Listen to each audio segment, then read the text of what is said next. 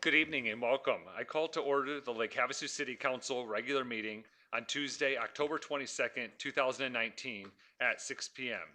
We will now have an invocation by Vanessa Leeson, followed by Vanessa leading us in the Pledge of Allegiance to talk about Michael Allen Furniture and Design, Sleepless in Havasu. Vanessa, if you, oh, thank you.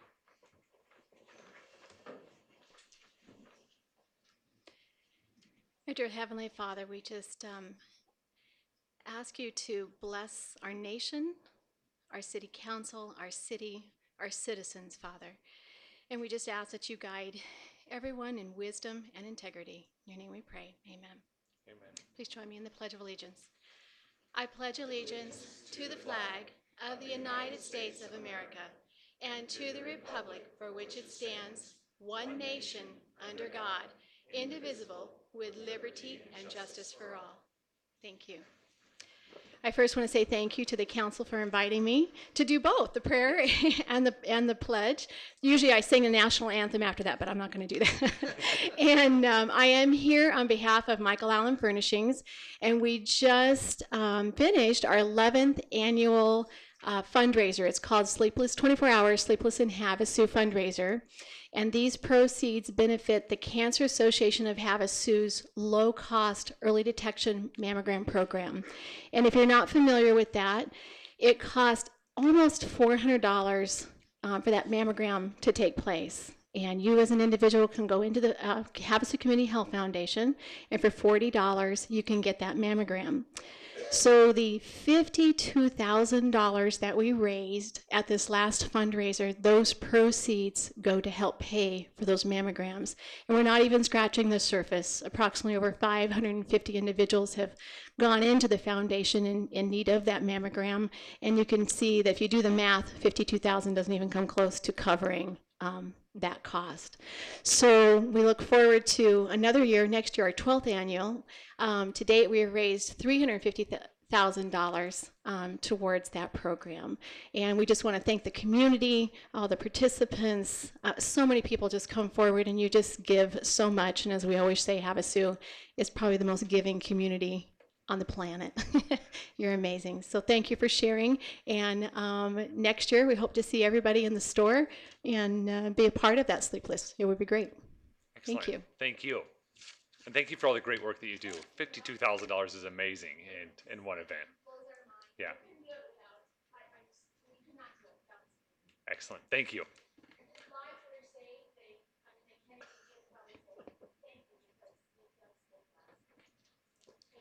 Thank you. All right, we'll move on to item 4, the roll call. Ms. Williams? Council members Cal Sheehy, Here. David Lane, Here. Jenny Koch, here, Gordon Grote, Here. Michelle Lynn, Here. Donna McCoy, Here. Jim Dolan. Present. Thank you. Next item on our agenda is the call to the public. This is the opportunity for citizens to address the City Council on any matter within the jurisdiction of Lake Havasu City. You would have 3 minutes to speak. You'd make your way to the podium, state your name for the record. There is a light indicator box. Green means you have time, yellow means that you have 1 minute remaining, and red means that the time is up. We do have folks that have signed up for call to the public. You do not have to sign up for call to the public, so if you still want to make comments, you can do so. And also, if you're here for a particular item on the agenda, we recommend you wait to speak until that item so we can have a two-way conversation. So with that being said, we'll start with Doug Seeker to speak about, you actually have 2 items, so go ahead and have both of those at the same time. Good evening. My name is Douglas Seeker. I'm representing the statewide Independent Living Center as well as the Arizona Youth Transition. Last May, I came to the City Council and spoke on the camp that Prescott was putting on for people from 14 to the age of 26 years old with a disability. I reached out to every news foundation in Mojave County. The only one that responded to us was KJJJ Talk Radio, where it allowed us not only to speak in this forum, but also on their radio station twice.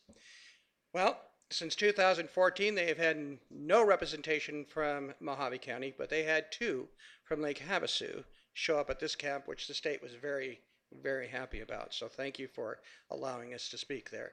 There was 2 representatives from the state came and was only offered here at Lake Havasu to go into the schools, which they think that was also had something to do with it. These 2 young gentlemen now hold successful jobs. The bus system that we have here, Sarah, to speak of, she was able to work with one of the youth that was afraid to call in and schedule his own trips because he was afraid of communicating with another individual. Has no problem now. So it's a blessing to see what our town has done for these individuals. I don't know if I have more time to talk on about the employment. In September, I had the opportunity to go to a conference, 3-day conference with the Department of Justice in Los Angeles.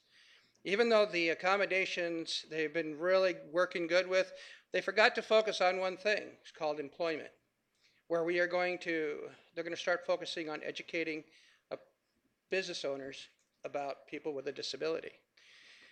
I work as a job coach, so I got to stand up and represent my company at this meeting, and I talked about our city. Now, I don't work in Lake Havasu as much as I do in Kingman as well as Bullhead, but we have a group of people here that do work, and I told them about some of our companies here in Lake Havasu, like Fiat Air Conditioning, Computer Connect, Shooter's World, Sam Shooter's World, as well as the London Bridge Resort, who reached out to these 2 individuals that work here and gave opportunities for these people to have successful jobs where they can get off of SSDI and SSI and access and hold very good jobs. So people, it's not a bad thing to hire a person with a disability. It's the fear that we need to get over. According to the Department of Justice, people that do not have a disability, 79% of them got jobs over the last 2 years. People with disabilities, 14% got jobs. So I was proud to talk about our town at the meeting in Los Angeles. So thank you, Lake Havasu, for what you've done for these individuals. Thank you. All right, the next person is Lisa Kruger from the Lake Havasu Area Chamber of Commerce.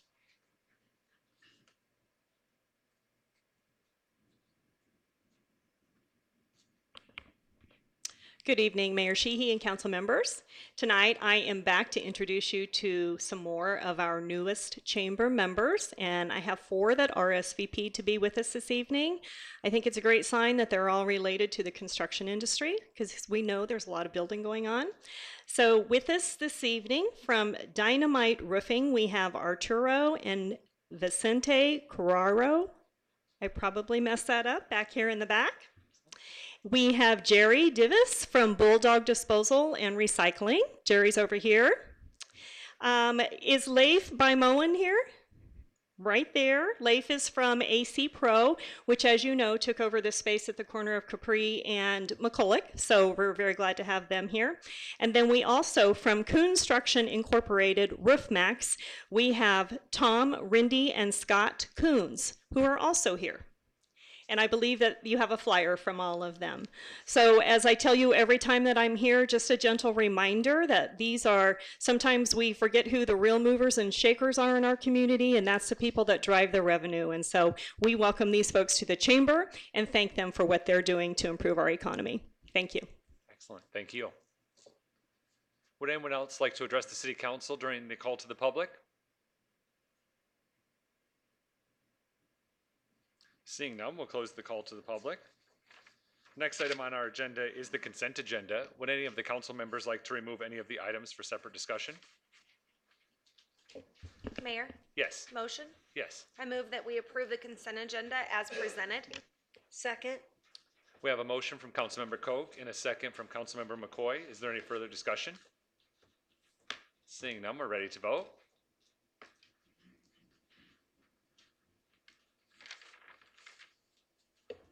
Motion carries 7-0. Thank you. Item 7 is correspondence, communications, petitions, announcements, and the city manager report. Item 7.1 is to announce the vacancies on Lake Havasu City boards, committees, and commissions. Ms. Williams. Mayor and City Council, there are several vacancies on Lake Havasu City boards, committees, and commissions. The following is a listing of those vacancies. Airport Advisory Board, 1 regular pilot member, and the Board of Adjustment, 3 regular members and 3 alternate members. Citizens that are interested can pick up a packet at City Hall, and they are also available on the city's website. Thank you. Item 7.2 is the city manager's report. Mr. Knutson? Good evening, Mayor and Council. I'd like to start the city manager's report this evening talking about a partnership with American Red Cross and our very own Lake Havasu City Fire Department. They've launched an initiative called Sound the Alarm, Save a Life, and this is aimed to install free smoke alarms, replace batteries in existing alarms, and educate families about fire prevention, safety, and much, much more. Since the program's inception, 75 homes have received service, 184 smoke alarms were installed, and 59 replaced non-working alarms. And in addition to that, 83 batteries have been replaced. And so for more information or how to donate to the Red Cross Sound the Alarm program, please visit redcross.org/soundthealarm. On Thursday, October 17th, the fire department was honored to attend a lunch with the Kiwanis Club of Lake Havasu City for the annual Kiwanis Firefighter of the Year presentation. The 2019 recipients of fire prevention, the 2019 recipients are Fire Prevention Officer John Boone, was presented the award by Division Chief Scott Hartman, and Captain Kevin Shuck was the other recipient of Firefighter of the Year, presented by Division Chief Jeff Horan. John and Kevin were recognized for their devotion, commitment, and seemingly tireless efforts needed to protect our community. Congratulations.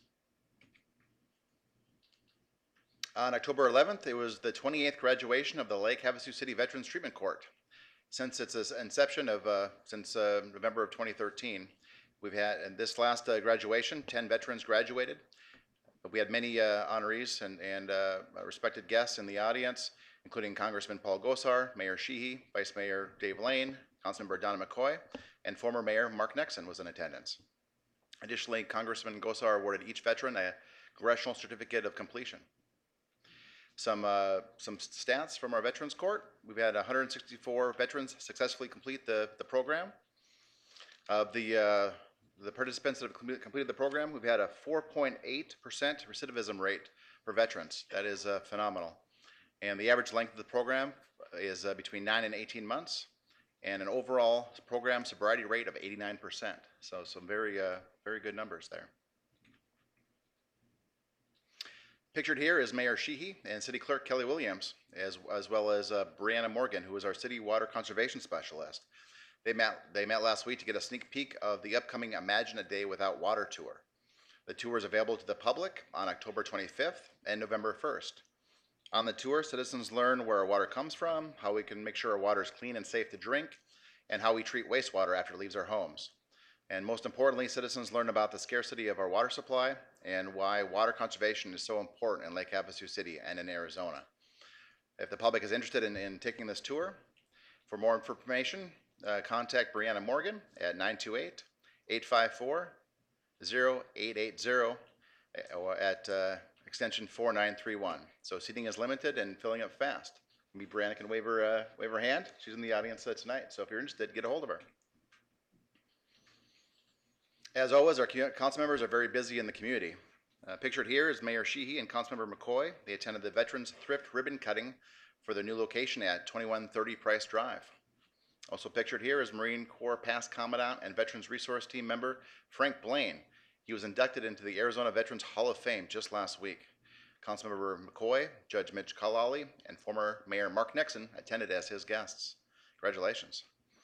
Councilmember McCoy and Vice Mayor David Lane attended the Rural Transportation Summit with our MPO Director Vinny Gallegos and our City Engineer Greg Frostley just last week in Tucson. Mayor Sheehy proclaimed November as National Hospice and Palliative Care Month, and Mayor Sheehy proclaimed November 1st and 2nd as Havasu Stitchers Bridge of Friendship 13th Quilt Show Arizona Rocks to the 50s event. That is a mouthful. Mayor Sheehy spoke at the 30 Under 40 celebration last Tuesday and congratulated our young professionals and addressed the need for young community leaders in Lake Havasu. Councilmember Gordon Grote also attended the event and provided support to our community leaders. Some events in October. On Thursday, October 24th, the Young Talent Show will be at the London Bridge stage. It's free admission and it's from 6 p.m. to 9 p.m. On Friday, October 25th, we'll have the Concerts in the Park Fall Series that takes place at London Bridge Beach Park. The admission is free for this event as well, and that goes from 5 p.m. to 9 p.m. Then on Saturday, October 26th, it's the 48th annual London Bridge Days Parade on Main Street. Free admission, and it starts at 10 a.m. and goes till about noon. And on Thursday, October 31st, it's the 14th annual Street Halloween Fright Night event, and that starts at 5 p.m. in the downtown and goes to about 9 p.m. And lastly, coffee with the mayor and city manager. It will be at the Island Ball Field. It's it'll be next Friday, November 1st, from 8:30 a.m. until we'll go till about 10 a.m. The ball field on the island is located at 1150 McCulloch Boulevard, and it's directly in front of the Island Wastewater Treatment Plant. A tour of the Island Wastewater Treatment Plant will be offered to the public right after the coffee meeting. Residents are encouraged to attend and express any issues, concerns, or questions. And if you have questions, please contact Jerry Bracamonte in the mayor's office at 928-453-4152. Mayor and council, that concludes my report. Thank you. Do any members of the council have any questions for Mr. Knudsen? All right. We'll move on to item 8, public hearings. Item 8.1 is to approve amendment number 1 to the Architectural Services Agreement for Phase 2 of the Environmental Learning Center project with Jones Studio, Inc. Mr. Knudsen, if you want to provide a brief introduction before we turn it over to Pillar 4. Sure. Thank you, Mayor and Council. I'll give a kind of a brief background and kind of explain why the item's on the council agenda, and then I'll invite Mr. Charlie Cassens as a spokesperson for Pillar 4 to come and make a presentation. Kind of some quick background. A lot of people know that this was part of the ABC effort that was led by the Partnership for Economic Development in concert with many citizens in the community and supported heavily and led by the Lake Havasu City itself. Lake Havasu City should be proud. Second place was awarded, and the award for America's Best Communities was $2 million. There was 3 projects that were identified through that effort, and so we have the co-location project, the Downtown Catalyst project, and today we'll be talking about the Environmental Learning Center. There was $500,000 of the $2 million award that was awarded to this effort for the construction of the Environmental Learning Center. This is an effort that's led by Pillar 4, and Mr. Cassen's going to kind of explain that a little bit more.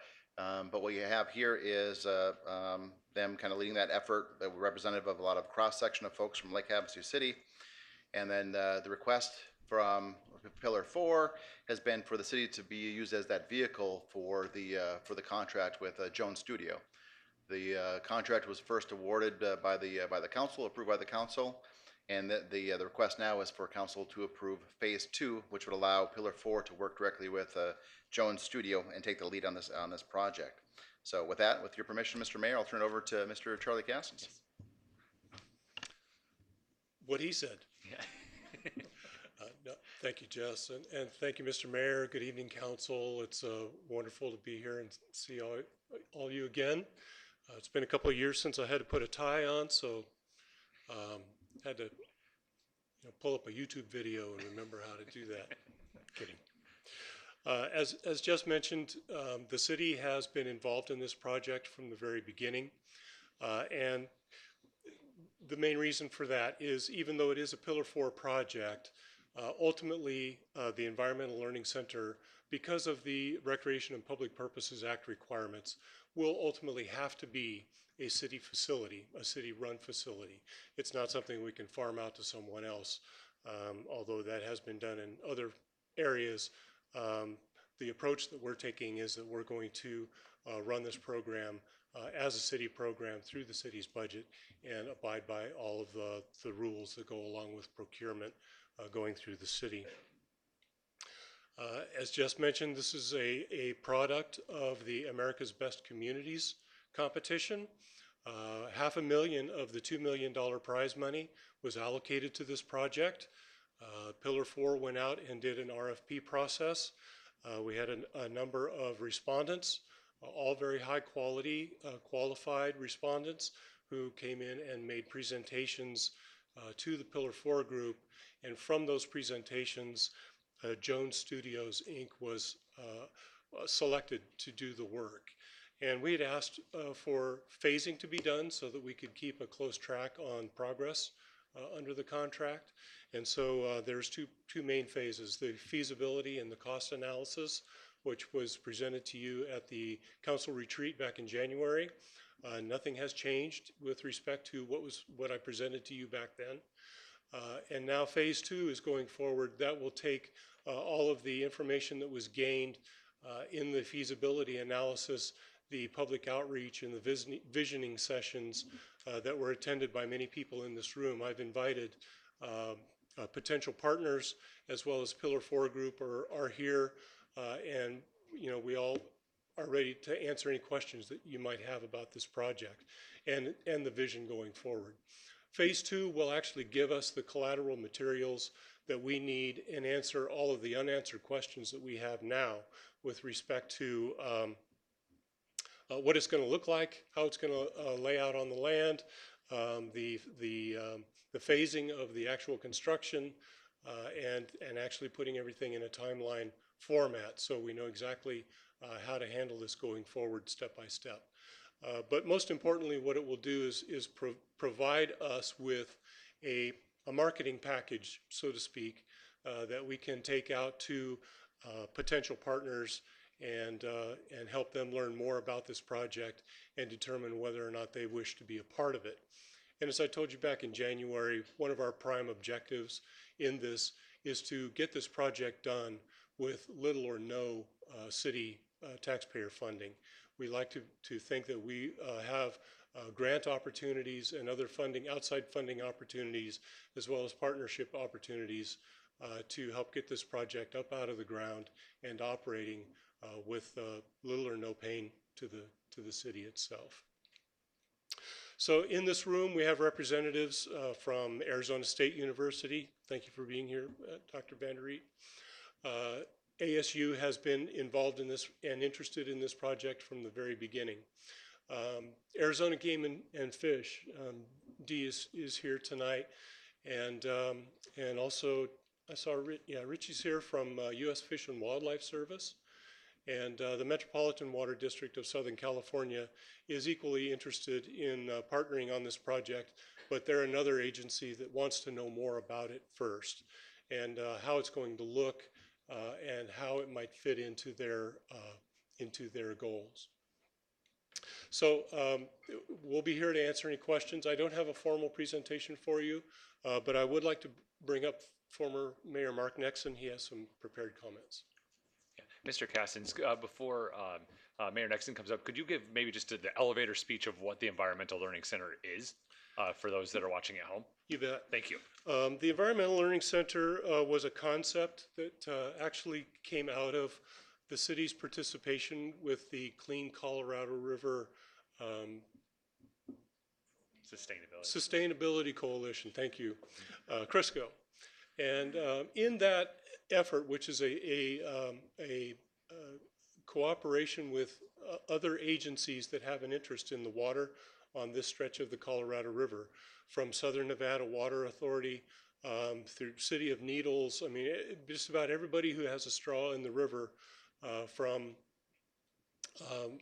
Hoover Dam all the way to the Mexican border, is aware of Crisco and participates in Crisco, including the Central Arizona Project, the Metropolitan Water District, and I have made presentations at Crisco meetings, a couple of them, on this project, and has received a lot of attention by some pretty big players on the river. But one of the things that we realized in that Crisco effort was while there's a lot to know about how the quantity of the water in the Colorado River is allocated, what really hasn't received what we feel enough attention is the quality of the water in the Colorado River. There's a lot of data available from a whole lot of sources all up and down the river. And before Dr. Doyle Wilson retired, he had gathered much of that big data. I mean, it's not really in a format that's easily interpreted. We went out and gathered that data from all up and down the river, and we realized that there needs to be a clearinghouse. There needs to be a place, a physical place where all that information about the Colorado River, not just the chemistry and the health of the river, but also how it behaves, the riparian habitat. Virtually everything that has to do with that river is subject to research and study. And the Environmental Learning Center, the prime objective of that center is to provide that resource to students, to scientists, to other agencies, and general public, even down to school-age children. Give them a place to come in and learn everything, virtually everything there is to know about the Colorado River, the health of the river, how it behaves, and when it might be in trouble. So what that would do is make Lake Havasu City the clearinghouse, the central clearinghouse of virtually all the research and all that information related to the Colorado River and Lake Havasu in particular. It will provide an opportunity for them to go out and take samples, do their individual research or group research. It will provide shared laboratory facilities for those agencies that have a need, students who have a need, transient researchers who have a need for a facility, a place to gather their samples, and also the laboratory facilities that will allow them to look into the water and affect their research. It'll also provide a gathering place. It will be a destination. It will be a place where there can be traveling exhibits. Hold on, I have a list here.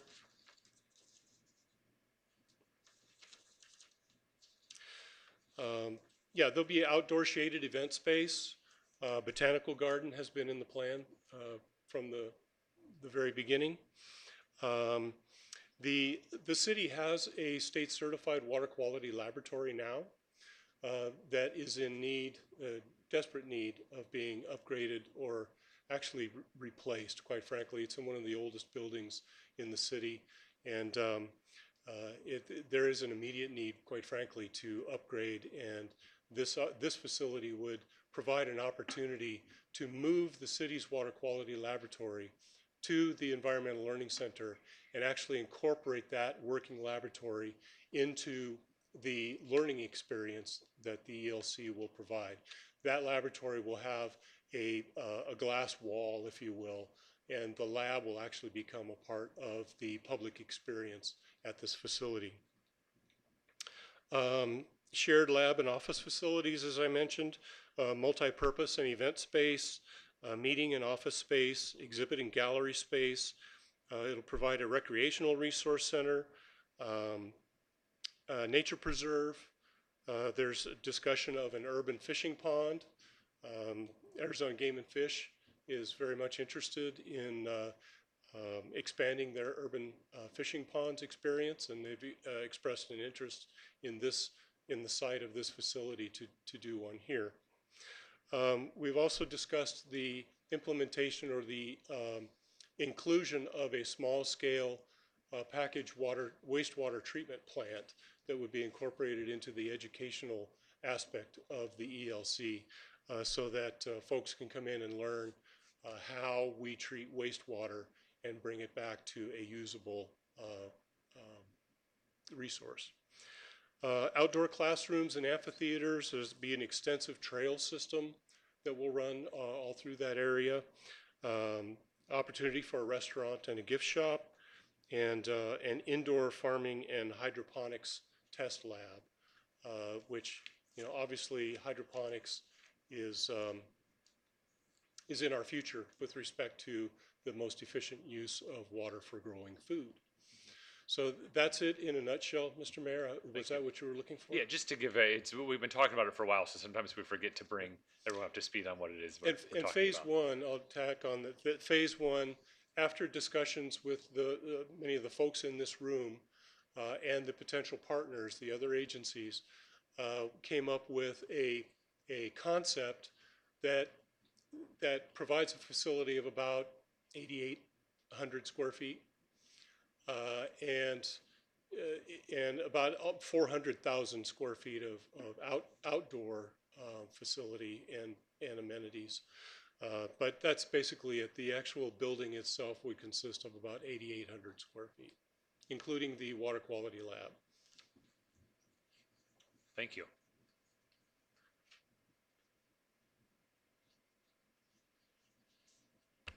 Some things never change. Mr. Mayor, council members, good evening. My name is Mark Nixon. I appreciate the opportunity to address you regarding the proposed Environmental Learning Center and Vision 2020. You will recall that about 40 members of this community, including several of you, participated in the America's Best Communities competition. The 3-year effort, known as Vision 2020, resulted in receiving, as the city manager had indicated, a $2 million second place prize. Those efforts of 40 members of the community represented the invested interests of more than 300 people from every corner of Lake Havasu City. Their input was communicated through multiple town halls, and the result was that the community selected 3 projects that they felt would advance the overall objective of reducing demographic starvation. A lot of times we focus on the projects, but it was really our goal was to reduce demographic starvation. Those projects were a downtown revitalization plan, an entrepreneur co-location center, and an environmental learning center. To be direct, it is time to move forward on all 3 projects.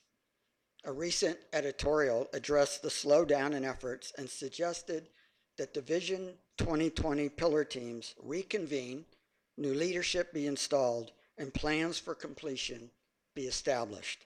In other words, it is time to take all necessary steps that will result in meeting the communicated wishes of this community.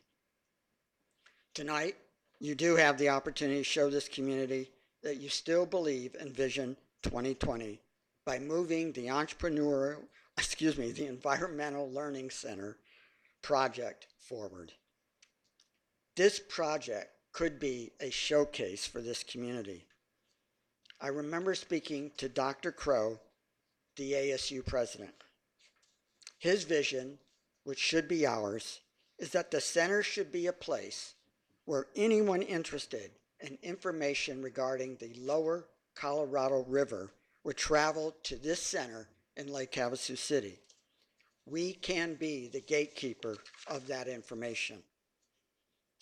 The $2 million does not belong to the PED, and it does not belong to the city.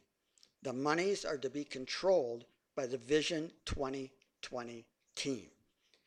Nevertheless, in order for these projects to be successful, investments by the PED and the city are required.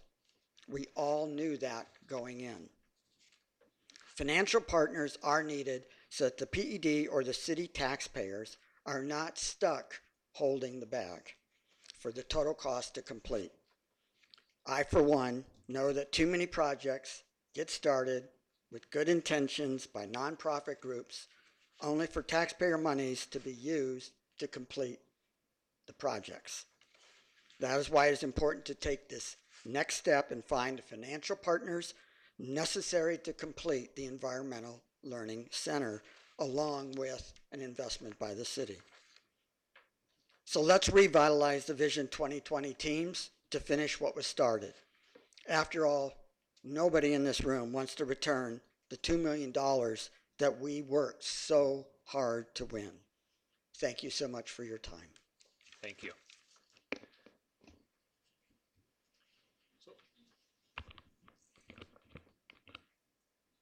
One more thing, and then you can open it up for questions and to anybody in the room who might have the answers. We have representatives here from Jones Studios as well, Brian Farling and Michelle Kauk, to talk about what the potential fundraising opportunities might be, as well as what the next steps entail. So thank you very much for your consideration tonight. Thanks, Jess, for getting it on the agenda. We look forward to having greater and greater discussion on this project.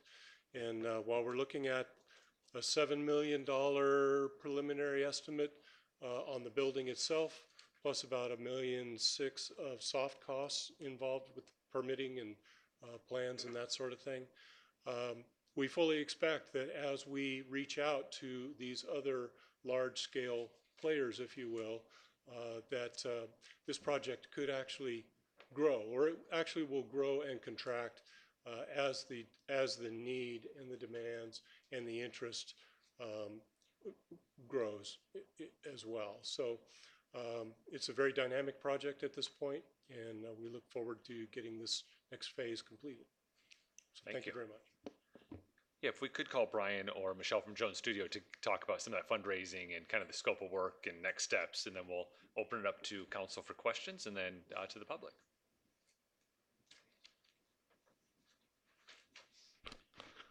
Thank you, Mayor and Council. Really happy to be here tonight. Thrilled that we are possibly at the precipice of moving forward with this really fantastic project. As Charlie said, the work we've done to this point sort of established a program, feasibility, really sort of set the groundwork for how this project can move forward. The phase 2 portion of the project would be to basically design the facility, design the master plan, come up with what it looks like so that we can then produce some, really beautiful renderings and go out and do some substantial fundraising. And, we're really excited to move forward with that. Michelle, who is with Mode Public Affairs, is one of our partners, and she's she knows all the ins and outs of fundraising and who to talk to. So I'm gonna let. Thank you. Good evening, Michelle Kauk. Good evening, Mayor and Council. Thank you very much for the opportunity to be here. The phase 1 he was speaking to, we did an analysis to identify areas in which we'd be able to raise funds and secure those types of partners that would help move this project forward. We looked at everything from federal grants to private sector grants and general fundraising and community support, and the amount of money that is out there that's a possibility to help support this project is there. It's a matter of what former Mayor Nexon was talking about, getting the groups reconvened and getting the partners out there and getting the messaging out there and talking to folks and really building that support again for the vision that you all saw with the Vision 2020 and the ABC grant, and particularly Pillar 4. The types of grants that are out there range from interior grants to private grants through large corporations. And then, of course, as we heard earlier, this is a very giving community, and this is a community that supports the natural resources that really help make up the community that it is. So we know that the support is there, and we are ready to hit the ground running and help get this project literally off the ground. So any questions you may have about what that looks like, I'm happy to help answer that. Excellent. So at this time, we'll open up to questions from the council on this project or this item, and then we'll open up the public hearing. So we'll start with Councilmember Dolan. Hi. Question for you guys. Is phase 2, if all the partners that we've already mentioned, ASU and all that, if they were all ready to go in for a certain amount right now, would phase 2 be required? Or is phase 2 more of a marketing? So like, if everybody was on board and this was a great idea and we're all on board, here's our check, would we still need phase 2 or parts of phase 2? I think we could, if the money was in place, phase 2 would become part of conceptual design, design development, construction drawings. We would just sort of push all that together. Okay. But right now we're pulling that apart to It's still something we need to do in the process anyway, so it's not that we're, okay. Yeah. Thank you. Yeah. Councilmember McCoy? Yes, thank you. A couple of questions.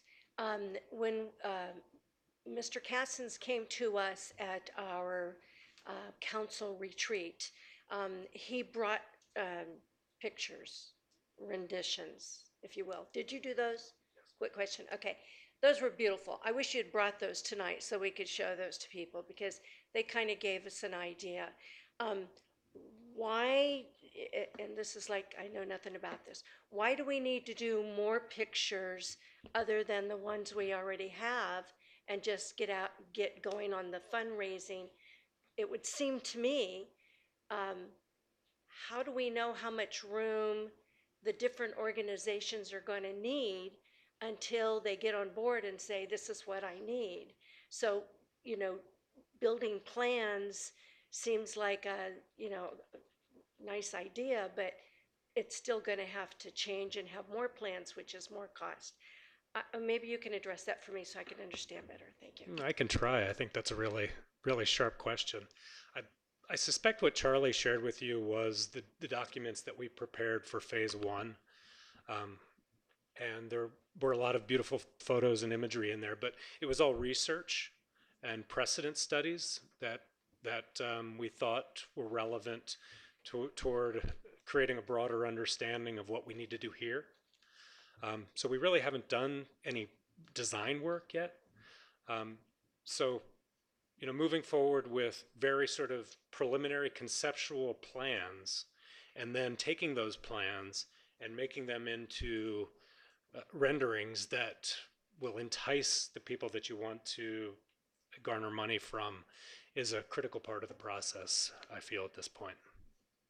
Does that answer the question? Yeah, the reason I say that is that, those renditions got us all excited about it. So I was just kind of curious why those won't work to get more people I'm going to ask excited. Charlie what he showed you. Thank you. Mr. Mayor, Councilmember McCoy, I believe the photos that you're referring to are the photos that were done as part of the visioning process. And actually, those were photos of examples of things like the laboratory, public spaces, art, all those things that are designed to get the juices going and get the conversation going.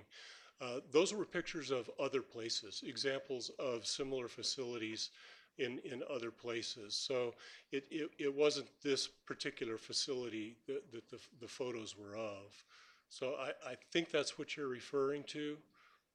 And while it would be nice to just say, okay, let's put this there and this there, it's really not that easy. I mean, I'm sure that Brian will attest that while we know through that process, while it was determined using the partners that we worked with in the visioning process, it was determined how many square feet we're going to assign for this particular purpose, how many square feet of shared office space, how many square feet of auditorium, or whatever the particular need was. So we know what the sizes are, but we don't know how they're going to be configured, how the hallways are going to work. I mean, we have some very preliminary stuff, but it has not been subject to the kind of design work that is included in phase 2. We really get down to polishing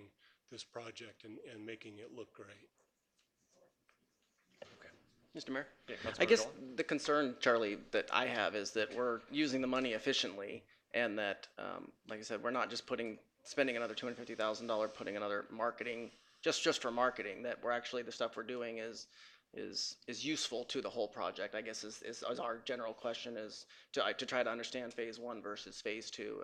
And it sounds, to correct me, but it sounds like phase 2 is something, like I said, we do need as part of the process. It's not strictly for marketing, and it's not strictly just for new pictures. It's definitely something that's keeps the project going, I guess, is our concern. It is the next logical step in the critical path for this project. This isn't phase 2 isn't just kind of a nice to do thing because we have the money. It is critical to our ability to garner those potential partners. I'll give an example. Just today, I got a message from a large utility that's very interested in the project, and I don't feel at liberty to say who it is, but they're a big player, and they were interested in, is there a brochure you can send us? Is there some materials that you can send us so we can get a better idea of what this is? Well, phase 2 is going to produce that very thing that we don't have today. Right now, we don't have something that we can, a sales package, if you will, that we can take on the road, so to speak, and meet up with these other potential partners. We need phase 2 to better hone the nuts and bolts and the parts that we have assembled thus far in phase 1, and put all those parts together into a facility that is meaningful and makes sense. But just to clarify, it's not just the brochure comes with it. It's not just the brochure, it's also other aspects of the program and the base that we would use. We're using, in addition, we get the brochure out of it. It's not just, I guess that's the concern, is we're just making a brochure for $250,000. But it's things we're using as part of the project anyway, and we also get to pull a brochure and have that information out of it as a whole. No, the brochure, the art is not the only reason for Okay, phase two. it's just a There are bigger, many okay, just other- want to make sure. There are many other components to it, and I can leave that to Brian to address. So I understand a little bit better now. Typically, we would do conceptual design, schematic design. We'd go through it all together. If the funding was in place, what we're doing now is we're basically taking that first piece and we're pulling it apart and then inserting a marketing piece so that you can go out and raise the money to then finish it. This will be great information. This will be a great start that we can then, will be that much further ahead moving towards getting construction drawings and getting this thing under construction. And Michelle has a point to make. Correct. Mayor, council members Dolan and McCoy, what I would add to that is from a fundraising perspective, the work that the phase two would also produce would give you an estimate of what that design build out would look like from a financial aspect. And so for when you're going out there and asking for significant dollars and you don't have a ballpark of which to ask people money for what your end goal is, people feel more comfortable giving money when they know that they're contributing towards an actual goal that could be met. And so having those particular drawings and the renderings and the marketing materials really, they lend to that, so that way you go in with a very educated pitch about what you're seeking and what that impact could look like from a corporate giving and even from a federal giving aspect. Are there any other questions before we open up the public hearing? Councilmember Lynn? Thank you. Okay, I have a few questions. Some have been answered. Okay, so my first question was, how much will this project possibly cost? And Mr. Castens told us approximately 8.6. But we always know our projects are going to go over budget. I know that in my own personal business, we just went to buy a refrigerator. It went from $40,000 project to a $70,000 project. So that number to me is going to be more like 10 million. I'm really happy to see the investors that are here, but I just asked a question. Out of the 4 investors, I believe, that are here, how many are financially willing to put in money, and how much money are you looking at? Because this is a $10 million project. Do you want me to just ask my questions? Sure. Yeah, and then we'll see if we have faith. And I get the whole grant thing. I get it, but grants are not so easy to come by, and they're not a guarantee. So guaranteeing on that. Charlie stated that once the project was completed, that this was going to be a city, what was the wording? City-run project. So who's going to maintain it afterward? Because maintenance is a big thing. Who's going to pay to maintain that? And it was also stated that this isn't going to cost any of our taxpayers any money. Well, in our CIP budget, I have $3.2 million in the 2021 budget for that. So I have other questions, but if you want to answer those first. Thank you, Mr. Mayor, Councilmember Lynn. I believe that the 3.1, and please correct me if I'm wrong on this, is an amalgamation of all of the Vision 2020 projects. That's correct. Not just this one. So the $500,000 that is going to go towards the completion of phase 2 has already been allocated. The money is already there. It's not city money. And I understand your concern about the money not being there when the time comes to build the facility. And I will tell you the same thing, well, what I said back in January and what I've told the mayor on a number of occasions. If the money's not there when it's time to go to construction, we don't go to construction. We don't have a project. The project will stop right there. We'll have a package that we can take out at any point in the future when that funding might become available through a grant or benevolent trust or some other funding mechanism. So the idea is that no, the city's not going to be left with the public's expectation that the city fund a project that has failed in its fundraising efforts. That is not our goal, obviously, and but if it turns out that that is the case, then we don't have a project. Just a quick comment on that. And we've seen that. We saw it with Sarah Park, we saw it with the City Hall remodel, and we saw it with Site 6. And I'm really apprehensive about this because we've seen this so many times in the past. And right now, if we look at our CIP budget today and what we saw 2-3 years ago, They're completely different CIP budgets. Right now, our city manager has us on a fully funded budget, and I think our community is happy with that. I think that we've kind of stated we have a lot of needs right now, and projects are not our number one priority. And so I have a huge concern that this is going to come back on the taxpayers' money. I don't see any revenue in this at all, besides what you're going to charge to come to the botanical garden. I just, honestly, this is not something that I think this is what our community wants. And I know, Mr. Mayor, you're going to remind me about the town hall. I was at the town hall. I was there. There was 300 people there, and the majority of them were invited. And I was there. It was not a let's write on the board what we want. It was here's 3 options, put them in order, which ones you want, and that's what went to the Vision 20 plan. If you were to ask our community today what they want, I'm pretty sure that they're going to tell you that they want safety, our public safety taken care of. They want clean drinking water. They want safe roads and streets. So I do understand that this was done at a 2020 vision, but maybe it's time to go back and ask that 2020 vision group to come back and regroup. But I just don't see that this is something that's financially feasible or something that's going to really generate any revenue for our community. Thank you.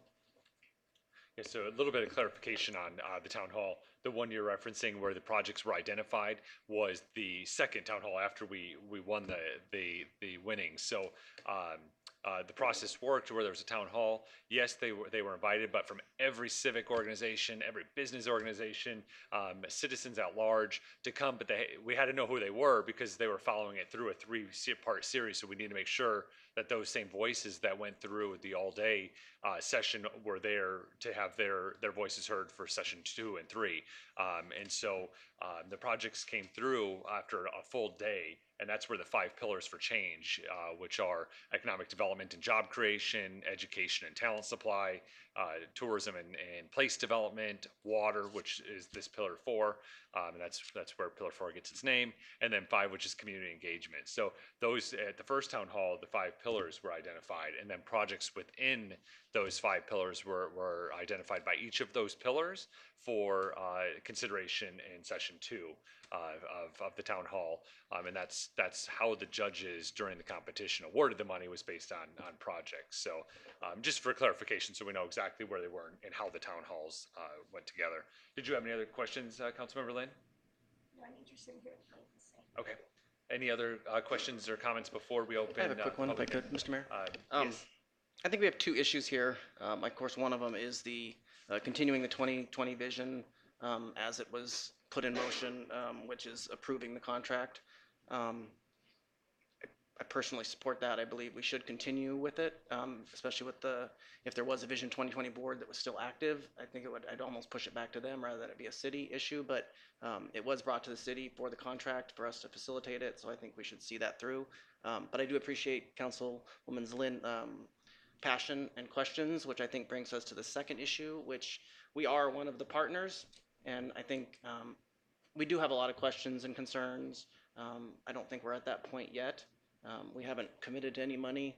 Just to clarify, this isn't our money, this isn't taxpayer money, this is the Vision 2020 money, and I don't feel like I should hold that back as a council member, but I do feel I have that responsibility when it does come to us again and asking for the city to be one of the partners, and at what level the city's a partner and what level of city involvement. So I think, like I said, I appreciate Councilwoman Lynn for all her questions. I think we all have them to a certain point and certain level. I know I have my concerns, but like I said, I hope we can also get some of those questions answered between now and when we have to commit to money. So thank you.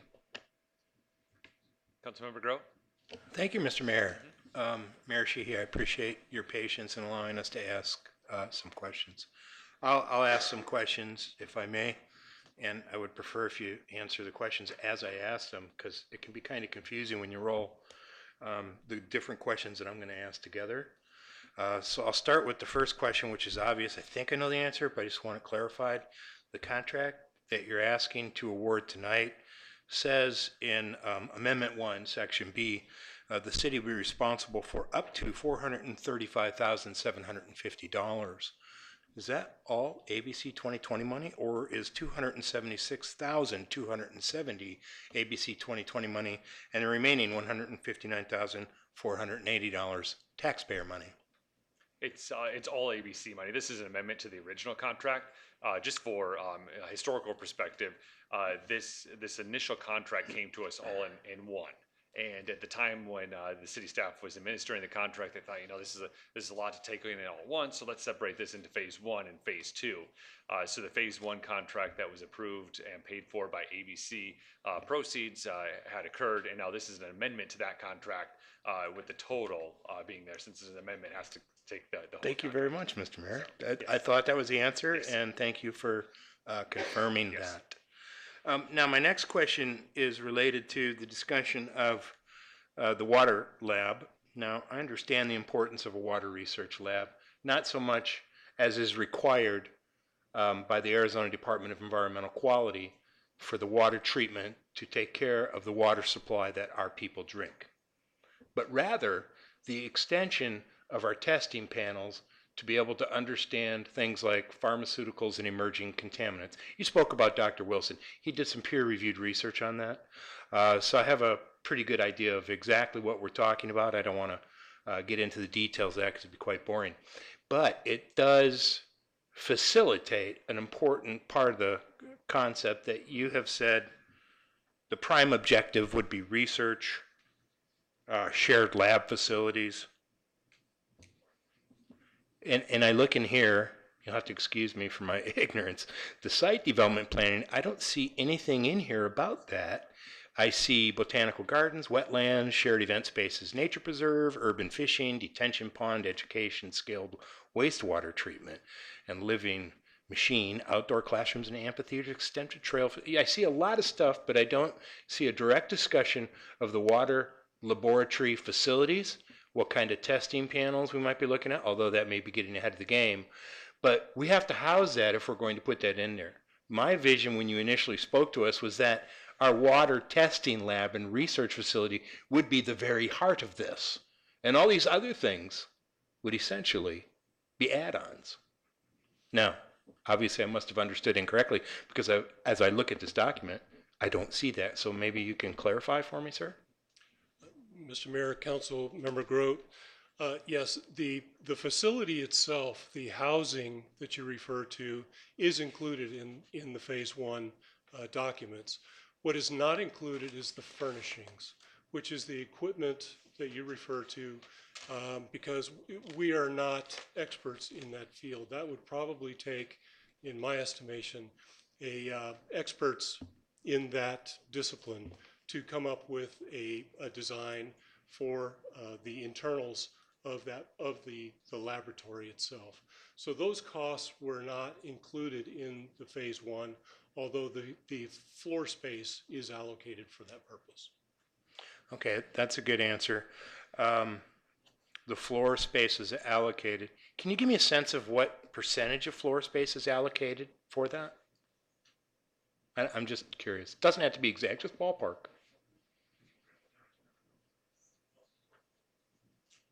We'd have to refer to the document itself. Okay, that's okay. You can refer to And that. what percentage of it, of the total 8,800 square feet it is?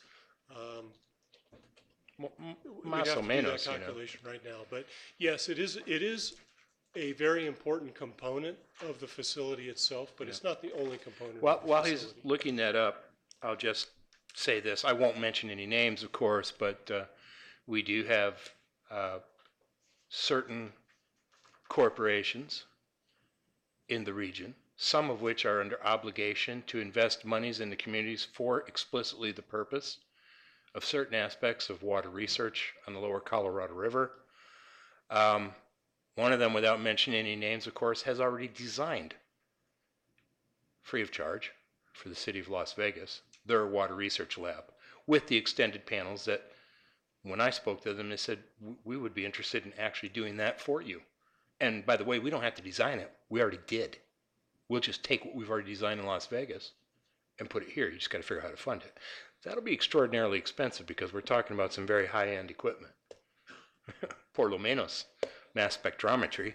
So we're talking about things that can cost a lot of money, and that will be required of my next question. Before I ask that, sir, I believe you have found your answer. I do. So the water quality lab in roughly the 8,000 square foot building that we're talking about is 2,200 square feet. There's 1,000 square foot of restaurant, 400 of office. There's a 2,500 square foot multi-purpose space, 600 square foot exhibit and gallery. There's a resource center that's 432 square feet. Some conference spaces, lobby, reception, gift shop, those kinds of things. Okay, and this is another infrastructure question, and this group may not have the answer, but do we have dark fiber already in place? You can't do research without massive bandwidth. Do we have dark fiber already there? I assume we do. Okay, I just wanted to make sure. Very good.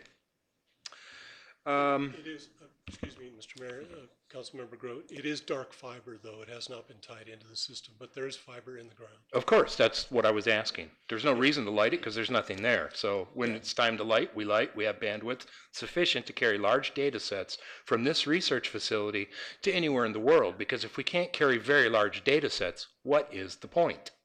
Absolutely. Okay? Couldn't agree more. So that's a question I had for you. Now, I'm going to kind of turn to the funding just to get a little sense of where you're at and what your thinking is.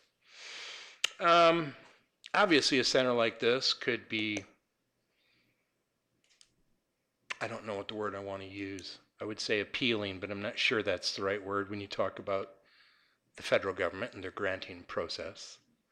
However, as I've mentioned before, the United States Department of Agriculture is very interested in crop production in arid regions, which, for obvious reasons, I know a lot of people don't believe in climate change, but the government, not necessarily everybody in the government, but most of the scientists in the government are working very steadily on that. And arid research, U.S. Department of Agriculture for water use in the desert is specifically a grantable item and has been. Have we looked into that? Have we looked into opportunities for, we discuss, as I mentioned early, pharmaceuticals and emerging contaminants? That would probably fall under the purview of the National Institutes of Health. There are a number of centers in there where grants could be applied from. And then finally, because it is water and there are energy components that are going to be introduced into this along with everything else, there is some possibility that certain centers within the purview of the National Science Foundation might consider funding some of these projects. And finally, we have to talk about maybe the Bureau of Reclamation and things of this nature. So can you give me a sense of what you have already seen out there? Because I've taken some looks at this, and I kind of want to get a sense of what you've seen. Absolutely. Thank you, Mayor and Councilmember. When we initially did the first analysis of what type of funding opportunities would be out there and the different types of funding levels, be it federal or be it private giving, I did a cursory review of possible grants that would be very specific. Having worked for Congress, I'm very aware of the limitations that are placed upon grants and what the needs are and what communities can take and whether it's a nonprofit or if it's a city receiving the funds. So there are a lot of limitations on the back end that have to be taken into consideration.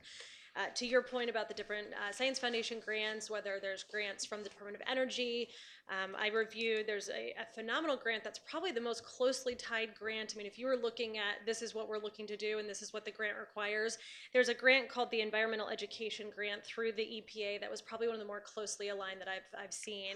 And there's great funding opportunities for that. Department of Interior had some great grants as well, but that was just really to get a sense of, is there even anything out there that the federal government is budgeting right now and that they're actually doling out appropriations for? And once we start digging into it a little bit more to find out if it's feasible to even start applying for those grants, because that in and of itself is a process, that's when the more thorough review of the other grants of which you're referring to would be evaluated. Since you're familiar with the Environmental Protection Agency grants, given the cutbacks of the Environmental Protection Agency, the massive cutbacks, by the way, you would understand this because you've been in Congress, are those grants still open? A lot of them are for the time being, because a lot of the way that they're appropriated are usually years out, or they're in cycles. Right.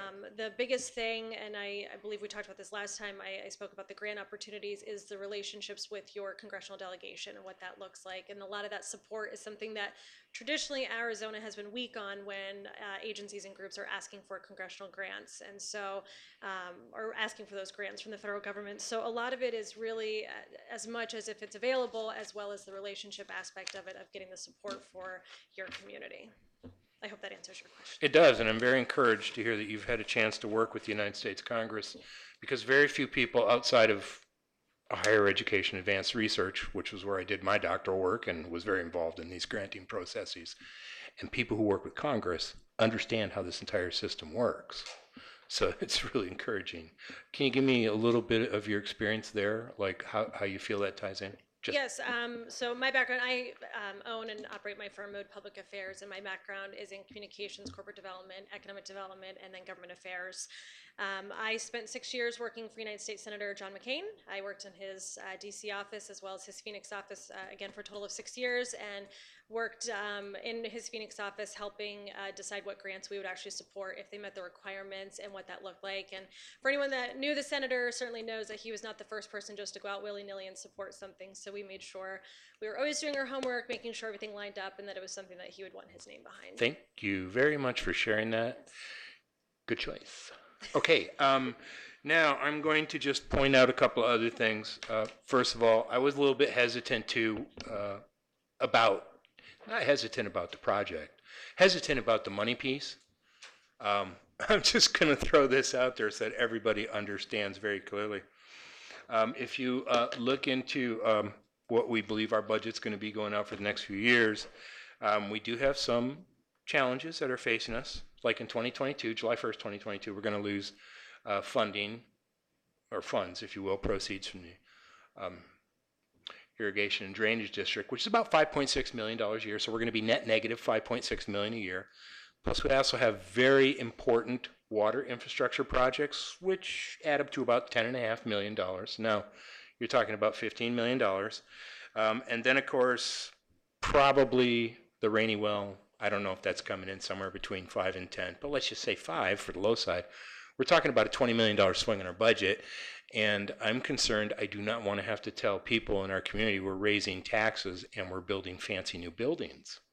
So you know, that's why I was really kind of concerned about this when I came in. It had nothing to do with the science, had nothing to do with what you're trying to accomplish. Love all that, totally on board. The fiscal responsibility to the community is an important piece. Councilor Lynn touched on that. I mean, everybody understands that. That's, you know, we have to answer to these people. And we have to be able to look them in the eye and say, you know, we're not doing things frivolously with your money. So I round out my comments by saying, as Councilor Dolan said, this is not our money. We're really just keeping it. We're saying, do we support the idea? I would have to say, in a sense, I support the idea, but I support the idea based on what kind of funding streams we can come up with. So to that extent, how much of that will be done with the investment the ABC Vision 2020 group is going to make if this is, you know, approved? How much is that going to your grant raising analysis?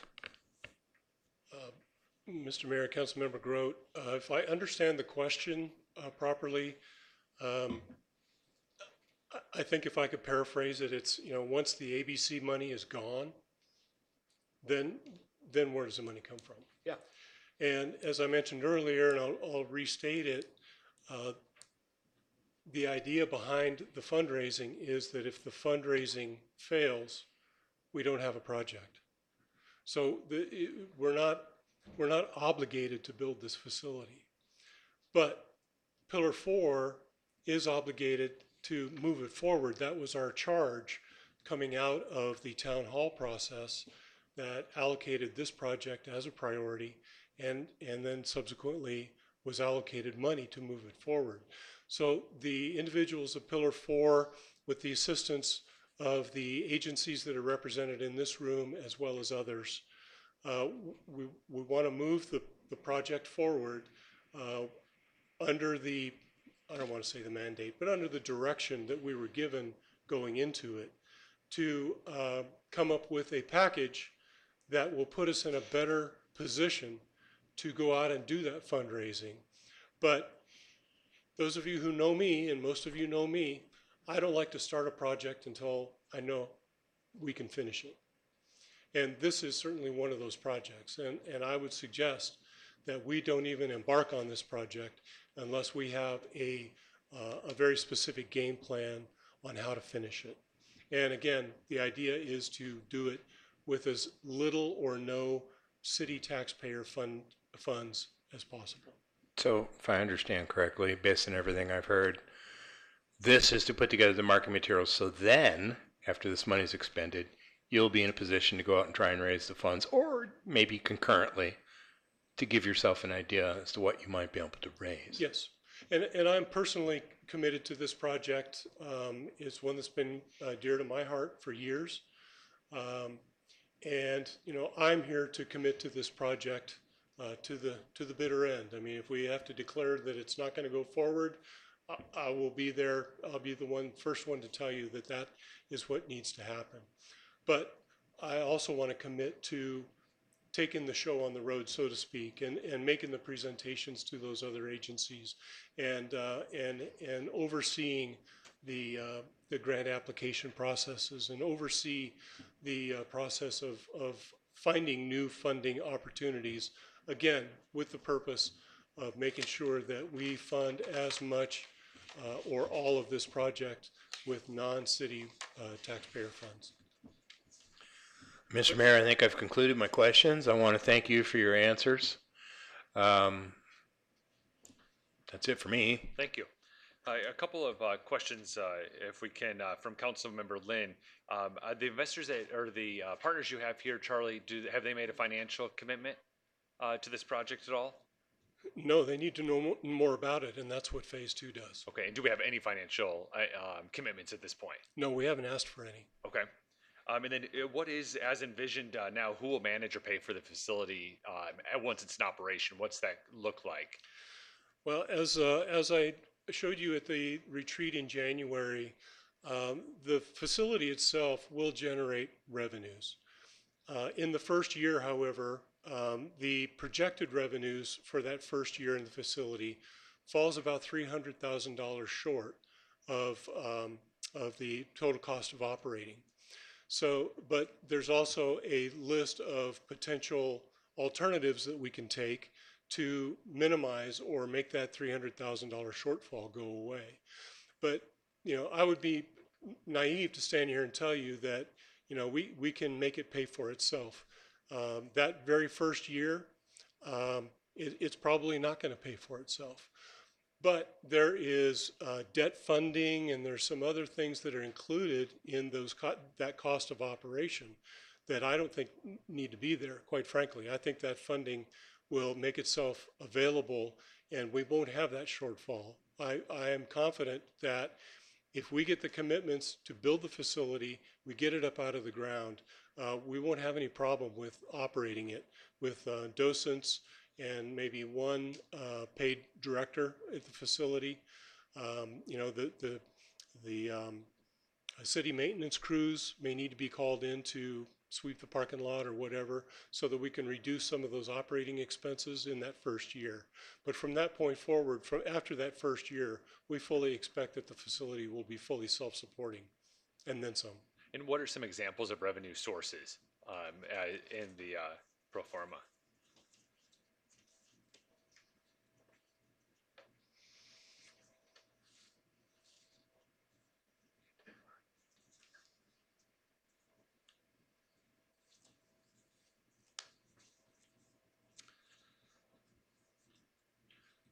The preliminary cost estimates showing that $300,000 shortfall, so take this with a grain of salt.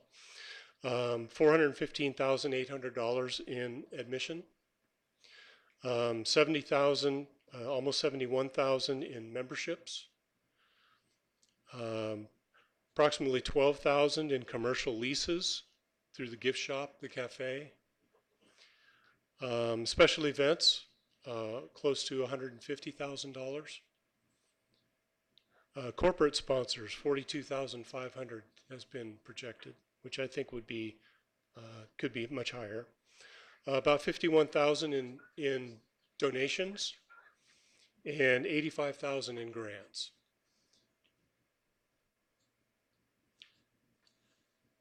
Quick That adds question. up to here about $825,000, $826,000. Thank you. Councilmember Lynn? Quick question. On the 12,000 for commercial lease, so does that put us as landlords? Well, the city will own the facility. The city leases the property from the federal government. So because we get that property for nothing from the federal government, the requirement is that it be a city facility. But that's not to say that we couldn't lease out space within that facility for commercial purposes. I'm just trying to figure out the 12,000 in commercial lease for like your gift shop and all that. That makes us landlords, that we're controlling that.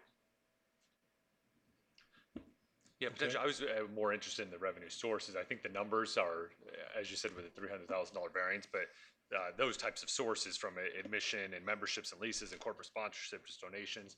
But yeah, fundamentally, if that's the case, then we potentially would be landlords. Well, that's going to be a big part. I mean, we're running a botanical garden, a gift shop, a restaurant. That's a big part of what we're going down there for. That's where the revenue is coming in.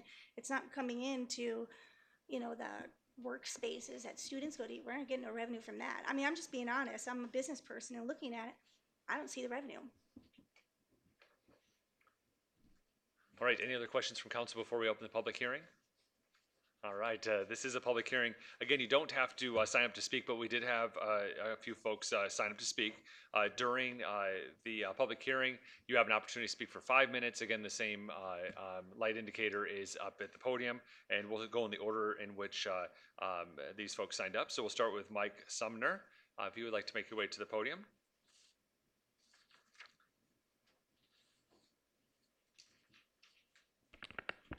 Good evening, Mr. Mayor, council members. My name is Mike Sumner, Regional Supervisor for the Arizona Game and Fish Department for the southwest part of Arizona. And I just wanted to thank the city for the opportunity to participate in the initial concept phase of this project. We feel that the concept has quite a bit of merit. I don't have to tell you all that Lake Havasu City is a pretty special place, and we think that a lot of what makes it a special place has to do with the natural resources that surround the area. You have a beautiful body of water right at your front doorstep, and some pretty amazing deserts in the surrounding areas. And we think that this, going into phase 2 and evaluating funding options, have the ability to move this project forward, and it's something that could showcase the natural resources of the area and how those benefit the community in terms of quality of life for outdoor recreational opportunities, and also the draw that it could be for visitors to the area, certainly as Havasu is a destination for a lot of the natural resources that it has nearby. So that's all I have to say, and thank you for your time. Thank you. Next, we have Gaynell Cruz. Would you like to make your way to the podium?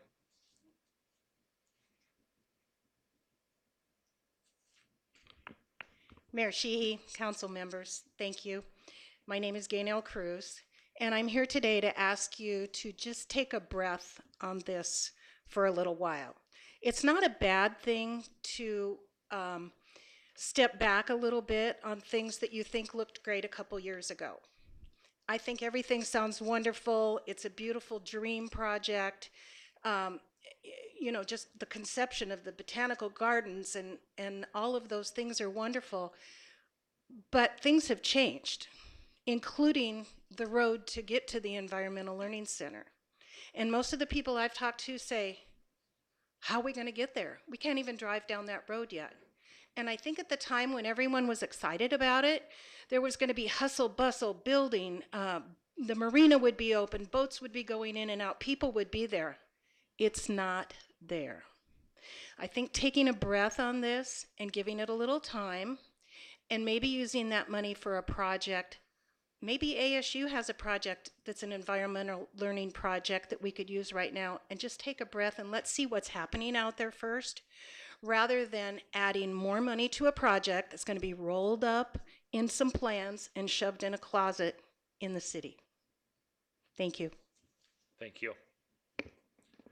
So a quick update, the road is done and it will be open shortly. The state and the private developer have worked hard on that. So that will be opening and that road will take you there for sure. And we also have taken a deep breath on this. So this is the third opportunity actually to get us to this point. So, all right, those are the only folks that have signed up for the call to the public, but anyone is welcome to step up to the podium and share your views. And just please state your name for the record.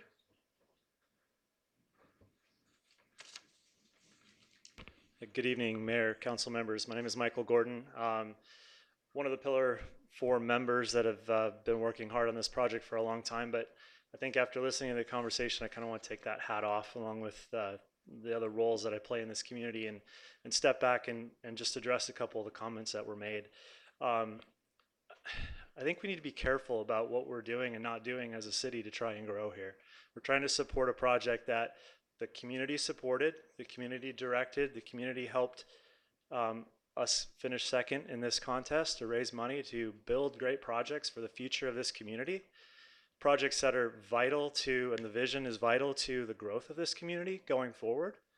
And if we don't continue to support those things, and I mean, I know the community has a lot of requests, but those were spoken pretty loudly and taken throughout the country and heard very loudly. And we have funds that we won and were directed to a planning effort to move these projects forward. And not just this project, but the other ones that have been identified and that have been allocated funding. And if we as a community don't support that effort, I feel like we're going backwards. We're not going forward. And I feel like we have to be very careful, because if we want to continue to grow as a community and attract businesses, attract new businesses that are here tonight that are investing in this community, attract families and help this community grow, help our bottom line, our budget that is struggling at the moment to build projects, we can't stop and wait for the money to be there and then start the planning process. We'll never get anywhere. We'll be too late. It'll never happen. We have to continue to plan for the future. And yes, those plans change, and sometimes those plans sit on the shelf for a while.